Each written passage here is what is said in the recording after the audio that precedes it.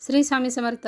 Priya's life या YouTube channel तुम्हा सर्वांचं मनपूर्वक स्वागत आहे. आज आपण या व्हिडिओमध्ये गुरुचरित्र पारायण आपण कसं करायचं आहे, ते कधीपासून सुरू करायचं, त्याची समाप्ती कधी होणार आहे, त्याचे नियम काय आहेत, अटी काय आहेत, या संदर्भात सर्व काही माहिती आहे ती आज आपण या व्हिडिओमध्ये पाहणार आहोत. ते संपूर्णपणे कसं वाचायचं, काही जी सर्व काही जी माहिती आहे गुरुचरित्र वाचनासंदर्भाची, ती सर्व काही माहिती आज मी तुम्हाला या व्हिडिओमध्ये देणार आहे. त्यासाठी हा व्हिडिओ स्किप न करता संपूर्णपणे पहा, जेणेकरून तुम्हाला सर्व काही माहिती मिळेल आणि तुम्ही गुरुचरित्राचं जे 7 दिवसाचं पारायण आहात ते व्यवस्थित नियमाने आणि व्यवस्थित नियम अटी पाळून हे जे पारायण आहे ते तुम्ही करू शकता. चला तर आता व्हिडिओला सुरुवात करूया. गुरुचरित्राचं पारायण आपलं हे कधी सुरू होणार आहे किंवा आपण ते कधीपासून सुरू करायचं आहे, तर 30 एप्रिल पासून ते 6 मे या 7 दिवसाच्या कालावधीमध्ये आपल्याला हे गुरुचरित्राचं पारायण आहे ते करायचं आहे. कारण स्वामी महाराजांची पुण्यतिथी ही 6 मेला आहे. म्हणून आपल्याला हे गुरुचरित्राचं पारायण आहे ते आत्ता आपल्याला स्वामींच्या पुण्यतिथीनिमित्त हे गुरुचरित्राचं पारायण करायचं आहे. तर आपण स्वामी महाराजांची सेवा ही या कालावधीमध्ये करू शकतो.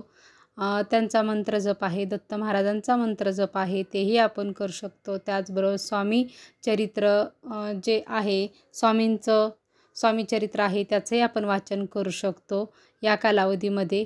पण आता आपण गुरुचरित्र हे कसं वाचायचं आहे हे आता आपण पाहणार आहोत. गुरुचरित्र हा 5वा वेद मानला जातो.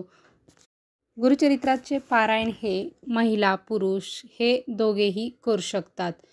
दोघांनीही हे पारायण केलं तरी चालतं. आपल्या घरामध्ये याचं जर वाचन केलं तर आपल्या जीवनामध्ये, आपल्या आयुष्यात कोणतेही कसलेही प्रॉब्लेम, कसले अडचण असतील तर त्या नाहीशा होतात, म्हणजे होतातच. अशक्य गोष्टी आहेत त्याही गोष्टी शक्य होतात. अगदी जीवनाचा कंटाळही आलेला असेल, जीवनात काहीच राहिलेले नाही असे जरी वाटत असले, आपले ध्येय पूर्ण करण्यासाठी अनंत अडचणी येत असतील, त्या सर्व या गुरुचरित्राचं पारायण केल्याने नक्कीच त्या दूर होतील. खरंच ज्यांना अशा प्रकारच्या अडचणी, प्रॉब्लेम आपल्या जीवनामध्ये आहेत, त्यांनी खरंच आयुष्यात येऊन एकदा तरी गुरुचरित्राचं पारायण हे करावं. खरंच हे पारायण केल्यानंतर आपल्याला खरंच खूपच छान अशी त्याची फलश्रुती मिळते, छान असा अनुभव येतो आपल्या जीवनामध्ये. आणि गुरुचरित्राचं पारायण हे आपण केल्याने आपल्या पुण्याचा साठाही खूप मोठ्या प्रमाणामध्ये वाढला जातो. गुरुचरित्राचं पारायण आहे ते करून बघा, तुम्हाला खरंच खूप छान असा अनुभव येईल.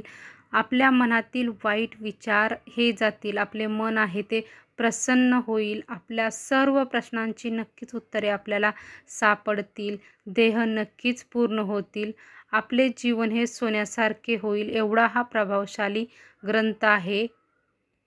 शिष्याला शिकवणारा गुरु आणि शिष्य या दोघांचे चरित्र म्हणजेच गुरुचरित्र पारायण होय. गुरुचरित्र हा ग्रंथ साधा ग्रंथ नसून दैवी शक्तीने बहरलेला रूप प्रसादिक वरद असा हा ग्रंथ आहे. हा वाचन करताना तुमच्या मनातील भाव हे पारायण तुम्ही केंद्रात केलं तर नक्कीच या पारायणाचं तुम्हाला जास्तीत जास्त म्हणजे 1000 पटीने आपल्याला याचं पुण्य आहे ते मिळतं. कारण की आपण केंद्रात या ग्रंथाचं वाचन केलं तर काय होतं, केंद्रात जेवढी लोक बसलेली आहेत वाचायला, तेवढी म्हणजे जेवढ्या संख्येत वाचायला आपण पकडून चालू आहे की 50 जरी बसले असले तर आपण ती 50 पारायण केल्याप्रमाणाचं ते आपली पारायण होतात आणि तेवढं आपल्याला पुण्य मिळतं. म्हणजे आपण घरी वाचन करत असेल तर आपण एकटंच करतो, म्हणजे ते आपलं एकदाच पारायण होतं. पण तुम्ही केंद्रात याचं वाचन करणार असाल, ज्या ठिकाणी सामूहिक वाचन होतं अशा ठिकाणी, तर तिथं जेवढी लोक बसतात तेवढं पुण्य आपल्याला किंवा तेवढ्या पटीने ते पुण्य आहे ते आपल्याला मिळतं. म्हणून शक्यतो करून तुम्हाला सामूहिकरित्या ज्या ठिकाणी पारायण आहे त्या ठिकाणी बसणं शक्य झालं तर आवर्जून बसावं आणि पारायण हे आपण नक्कीच करावं. नाहीतर आपण घरी केलं तरीही चालू शकतं. आपल्या घरामध्ये खरंच वास्तुदोष जर असेल तर तुम्ही नक्कीच घरी हे पारायण करावं, कारण वास्तुदोष या पारायणाने पूर्णपणे नष्ट होतो. म्हणून घरी जर वास्तुदोष जर असेल तर घरी आपण याचं वाचन आहे ते करावं. तर हे जो गुरुचरित्राचा जो मूळ मूळ जो ग्रंथ आहे त्याची जी मूळ जी प्रती आहे त्याचं वाचन महिलांनी करायचं नसतं. कारण या पाठीमागंही कारण आहे. कारण त्यामध्ये असे काही वाक्य लिहिलेले आहेत, त्यामुळे असं सांगण्यात आलेलं आहे, की महिलांचे पूर्वी महिलांनी जर याचं वाचन केलं तर त्यांचे गर्भप्राप्त म्हणजे गर्भपात आहे तो व्हायचा. म्हणून पूर्वी महिलांना हा ग्रंथ वाचून दिला जात नव्हता. असे आपले गुरुमाऊली आहेत ते नेहमी आपल्याला सांगतात. त्यांनी हे सांगितलेलं आहे. पण महिलांना गुरुचरित्र वाचता यावा, महिलांना त्या ती सेवा आहे गुरुचरित्राची किंवा जी दत्त महाराजांची ही खूप अतिशय प्रभावशाली सेवा आहे, ही ती करता यावी म्हणून गुरुचरित्राचं पारायण करता यावं म्हणून गुरुमाऊलींनी हा जो आपला जे केंद्रातील म्हणजे जो दिंडोरी प्रणीत जो गुरु गुरुचरित्र जे आहे, तो जो ग्रंथ आहे तो गुरुमाऊलींनी आणलेला आहे. त्याचं आपण पाठण आहे म्हणजे जे वाचन आहे ते आपण पारायण आहे ते करू शकतो. जर तुम्हाला म्हणजे तुमच्याकडे जर हा जर ग्रंथ जर नसेल दिंडोरी प्रणीत, तर ज्या ठिकाणी आपलं स्वामी समर्थ केंद्र आहेत त्या ठिकाणी हा जो ग्रंथ आहे तो आपल्याला नक्कीच उपलब्ध होईल आणि आपण हा जो ग्रंथ आहे तो आणावा. हा व्हिडिओ आधी टाकण्याचा उद्देश हा आहे की आपल्याला जर हे जर पारायण जर करायचं असेल तर आपल्याला ही संपूर्ण माहिती मिळावी आणि हा जो गुरुचरित्र म्हणजे हा जो गुरुचरित्र आहे दिंडोरी प्रणीत हा आपल्याला आणता यावा म्हणून ही माहिती अगोदर आहे ते आपल्याला सांगण्यात आलेली आहे. हा हा जो गुरुचरित्र ग्रंथ आहे तो आपल्याला स्क्रीनवरती दिसेल की तो कसा असतो. म्हणजे जो आता दिंडोरी प्रणीत आहे तो आणि त्याची मूळ प्रत आहे तो वेगळा आहे. पण जो दिंडोरी प्रणीत आहे तो आपल्याला स्क्रीनवरती नक्कीच दिसेल. तशाच पद्धतीचा आपल्याला आणायचा आहे. तर आता हा ग्रंथ वाचन करताना नियम अटी काय आहेत ते आता आपण पाहूया. यासाठी नियम म्हणजे प्रथम सर्वात महत्त्वाचा नियम म्हणजे आपल्याला मांसाहार आहे तो टाळायचा आहे. अगदी कडकडीत हा नियम आहे. आपल्याला मांसाहार आहे तो वर्ज्य करायचा आहे. मांसाहार आपण या 7 दिवसामध्ये आपल्या घरामध्येही बनवायचा नाही, घरातील कोणीही खायचं नाही, आपणही खायचा नाही अजिबात. एवढं जे 7 दिवस आहेत या 7 दिवसाच्या कालावधीमध्ये आपण मांसाहार हा टाळायचाच आहे. जरी तुम्ही केंद्रात जरी वाचन करत असाल तरी घरी आपण मांसाहार आहे तो करायचं नाही. आता आपण जे खाणार आहोत ते आपण स्वतः बनवलेलं आहे ते जेवण आहे ते सात्विक जेवण आहे ते करायचं आहे, खायचं आहे किंवा आपल्या आईनं जर केलेलं असलं तरच ते अन्न खायचं आहे. आपल्या आईनं केलेलं आणि आपण स्वतःच केलेलं म्हणजे मुलगा जर बसलेला असेल तर त्याच्या आईनं केलेलं आहे ते अन्न तुम्ही खाऊ शकता किंवा मिस्टर जर बसले असले तर त्यांची जी पत्नी आहे त्यांच्याच हातचं ते खाऊ शकतात. दुसऱ्या कोणाच्याही हातचं आहे ते आपल्याला खायचं नाही आणि 7 दिवस त्याच व्यक्तीच्या हातचं आहे ते आपल्याला खायचं असतं. हाही एक नियम आहे. त्याचबरोबर आपण या म्हणजे या पारायण कालावधीमध्ये गादीवरती बसायचं नसतं. म्हणजे आपला सोफा आहे त्याच्या गादीवरती बसायचं नाही. बेड आहे, बेडच्या गादीवरती आपल्याला बसायचं नाही. बसायचं असेल तर आपण खाली चटई टाकायची आणि त्याच्यावरती आपण बसायचं. कोणत्याही प्रकारच्या गादीवरती आपण बसायचं नाही, झोपायचंही नाही. आपण खाली जर झोपायचं असेल तर खाली चटई टाकायची आणि चटईवरतीच आपण 7 दिवस आहे ते झोपायचं आहे. हा एक नियम आहे आणि हा नियम आपण नक्कीच पाळायचा आहे. जर आपल्याला घरी वाचन करत आहात, आपल्याला म्हणजे मांडी घालून जास्त वेळ बसता येत नाही, तर आपण खुर्चीमध्ये बसून जे वाचन आहे तेही करू शकतो. झोपताना आपण आपल्या डाव्या कुशीवरती झोपायचं आहे, कारण दत्त महाराज, स्वामी महाराज आपल्याला संकेत देत असतात. म्हणून आपण पारायण ज्यावेळेस चालू आहे त्या कालावधीमध्ये आपण डाव्या कुशीवरती आहे ते झोपायचं आहे. आपण ज्या ठिकाणी पारायण करत आहोत घरी त्याच रूममध्ये आपण शक्यतो करून झोपायचं आहे. आपण पहिल्या दिवशी जी कपडे घालून पारायण करत आहोत तीच कपडे आपण 7 दिवस वापरायची असतात. फक्त पारायण जे वाचन आपण करतोय ते वाचन करत असताना. चरित्राचं पारायण करायला म्हणजे आपण ज्यावेळेस सुरुवात बसणार आहे त्यासाठी महिलांनी एक गोष्ट लक्षात ठेवायची आहे. आपला जर मासिक धर्म जर जवळ आलेला असेल तर आपण प्लीज खरंच पारायणाला बसू नये. पण जर तुम्हाला खरंच मनापासून इच्छा आहे तर तुम्ही ज्या गोळ्या मिळतात त्या मेडिकलमध्ये त्याही आपण खाऊन बसू शकतो. पण हे जरा म्हणजे रिस्क आहे. पण तुमच्या इच्छेनुसार तुम्हाला जर हवं असेल तुम्ही तुमच्या इच्छेनुसार हे करू शकता.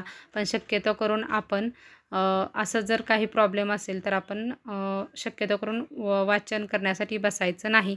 त्याचबरोबर जर आपल्याला जर कोणाची डिलिव्हरी जवळ आलेली आहे आपल्या घरात, असं जर काही असेल तर त्यावेळेसही आपल्याला कारण त्या त्या ज्यावेळेस डिलिव्हरी झाल्यानंतरचा जो कालावधी असतो त्यामध्ये आपण कोणतीही देवसेवा आहे, देवाची सेवा आहे, कोणतंही पारायण हे करायचं नसतं. म्हणून आपण जर आपल्याला पुढं जर काय आहे असं होणार असं माहीत असेल तर आपण त्यावेळेस पारायण करण्यासाठी बसू नये. आता गुरुचरित्र आपण कोणत्या कालावधीमध्ये वाचावं? आपण घरी जर वाचन करणार असेल तर, जर केंद्रात करणार असेल तर केंद्रात आपलं ज्या त्या टायमिंगला आहे ते चालू होतं. पण जर घरी करणार असेल तर आपण ब्रह्ममुहूर्तावरती या ज्या गुरुचरित्राचं पारायण आहे ते आपल्याला करायचं आहे. म्हणजे आपण पहाटे 4 वाजल्यापासून दुपारी 4 वाजेपर्यंत आपण याचं पारायण आहे ते याच कालावधीमध्ये आपल्याला करायचं आहे. फक्त दुपारी 12 ते 12:30 हा जो अर्ध्या तासाचा जो कालावधी आहे, या कालावधीमध्ये आपलं वाचन आहे ते आपण थांबवायचं आहे. या कालावधीमध्ये वाचन करायचं नाही. कारण दत्त महाराजांचा हा भिक्षेचा वेळ म्हणजे भिक्षेचा कालावधी आहे. ते भिक्षेसाठी गेलेले असतात. म्हणून आपण या कालावधीमध्ये वाचन आहे ते आपण थांबवायचं आहे. करायचं नाही. इतर वेळेस तुम्ही वाचन करू शकता. तेही दुपारी 4 पर्यंतच. आणि सर्वात महत्त्वाचं म्हणजे गुरुचरित्र पारायण चालू असताना आपण कोणाविषयी कधीच काही वाईट बोलायचं नाही.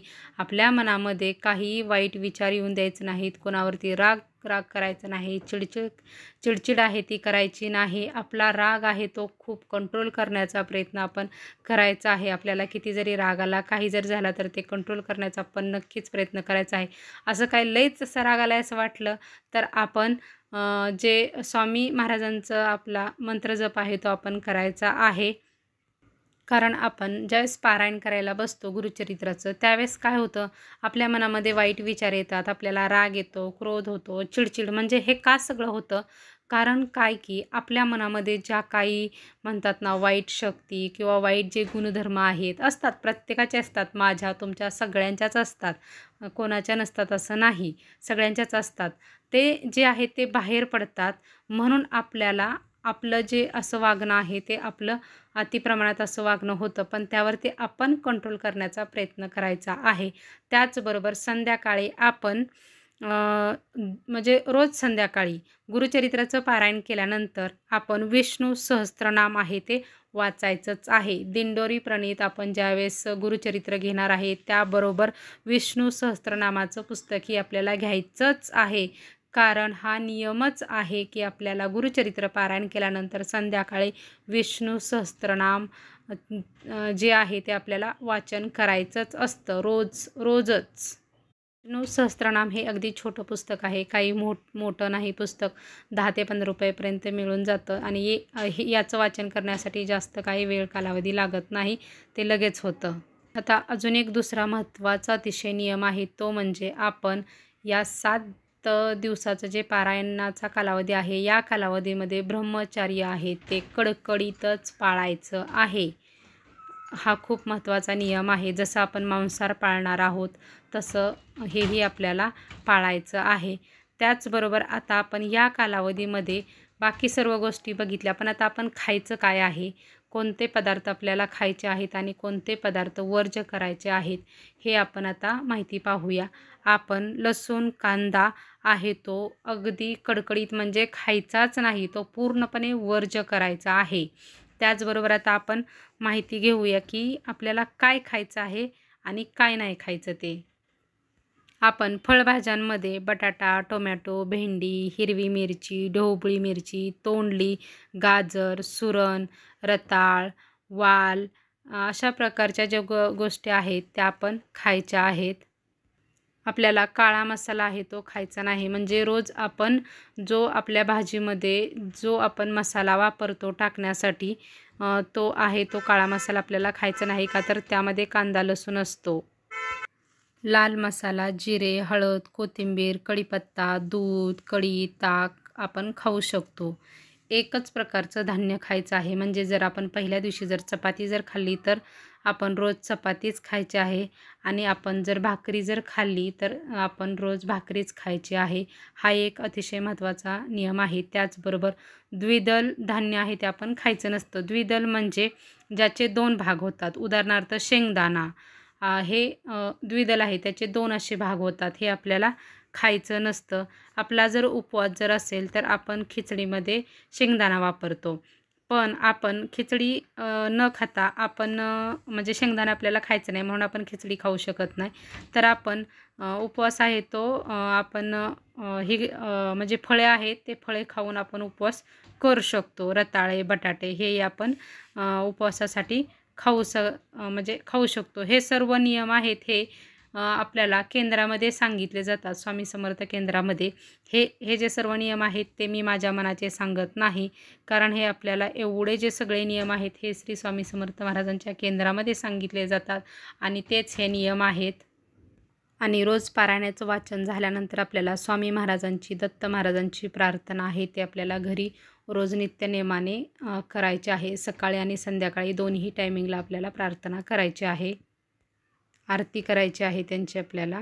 म्हणजे या जो गुरुचरित्र ग्रंथ आहे त्यामध्ये एकूण 53 अध्याय आहेत. हे 53च्या 53 अध्यायाचं आपल्याला वाचन आहे ते करायचं असतं आणि यातील जो भावार्थ आहे तो आपण म्हणजे आपण पारायण काळामध्ये नाही वाचला म्हणजे वाचायचाच नसतो. आपल्याला जर अर्थ जर समजून जर घ्यायचा असेल तर ते आपण नंतर आपण आहे ते वाचू शकतो. किंवा तुम्हाला त्याच वेळेस जरी वाचायचं असेल तर वाचू शकता. तुमचा जास्त वेळ जाऊ शकतो. पण आपल्याला जो भावार्थ आहे तो वाचायचा नसतो. फक्त अध्याय आहेत त्यांचंच आपल्याला वाचन आहे ते करायचं असतं. पारायण हे आपण नुसतंच करायचं म्हणून कधी करायचं नसतं. ते अगदी आपल्या मनापासून, अंतःकरणापासून आपण करायचं असतं. त्याचे सर्व नियम आहेत ते आपण पाळूनच हे पारायण आहे ते करायचं असतं. नाहीतर आपण ते नाही केलं तरीही चालू शकतं. कारण या पारायणाचं तेवढं पावित्र्य आहे, तेवढंच नियमही आहेत आणि तेवढं हे प्रभावशाली गुरुचरित्र एवढा प्रभावशाली ग्रंथ आहे. म्हणून याचं आपण नियमच पाळून याचं वाचन आहे, याचं पारायण आहे ते आपल्याला करायचं असतं. आता आपण म्हणजे पारायण आपलं चालू असेल आणि अचानकपणे आपल्याला जर सुतक जर आलं, काही ॲक्सिडेंटली होऊ शकतं. पण त्यावेळेस आपण काय करायचं की आपण स्वतः याचं वाचन करू शकत नाही. कारण आपण एकदा पारायणाला सुरुवात केली तर ते संपूर्ण करायचं असतं, मध्ये ते सोडायचं नसतं. म्हणून आपण काय करायचं की गुरुजींना आहे ते घरी बोलवायचं आणि त्यांना आहे ते या गुरुचरित्राचं पारायण त्यांच्याकडून वाचन करून घेऊन ते संपूर्ण करायचं असतं. हे आपण नक्कीच अशा प्रकारे करू शकता. असा जर प्रॉब्लेम जर कधी कोणाला आलाच तर. ला जर गुरुचरित्र पारायण करणे जर शक्य जर नाही होणार तर आपण काय करू शकतो, तर आपण गुरुचरित्रातील जो 14वा आणि 18वा अध्याय हा मेरुमणी म्हणून ओळखला जातो, याचं आपण वाचन नक्कीच करू शकतो. जर तुम्हाला पारायण करणं नाही शक्य झालं तर तुम्ही या 7 दिवसाच्या कालावधीमध्ये किंवा नित्यसेवा आहे ते आपण 14वा आणि 18वा अध्याय हा गुरुचरित्र पारायण आहे तो आपण करू शकतो. त्याचे नियम अटी काय आहेत हा मी कालच जो व्हिडिओ केलेला आहे त्यामध्ये सर्व काही सांगितलेले आहेत. कारण आता या व्हिडिओमध्ये जर सांगत जर बसले तर कारण हा व्हिडिओ आधीच खूप मोठा झालेला आहे, खूपच मोठा होत जाईल. म्हणून मी फक्त सविस्तर म्हणजे तुम्हाला सविस्तर नाही सांगत, एकदम शॉर्टमध्ये सांगितलेलं आहे. तर तुम्ही तो व्हिडिओ आहे तो चॅनेलवरती नक्कीच जाऊन बघा. तुम्हाला सर्व काही माहिती आहे ती मिळेल. आपण तो कसा वाचायचा, त्याच्या नियम अटी काय आहेत ही सर्व माहिती मिळेल.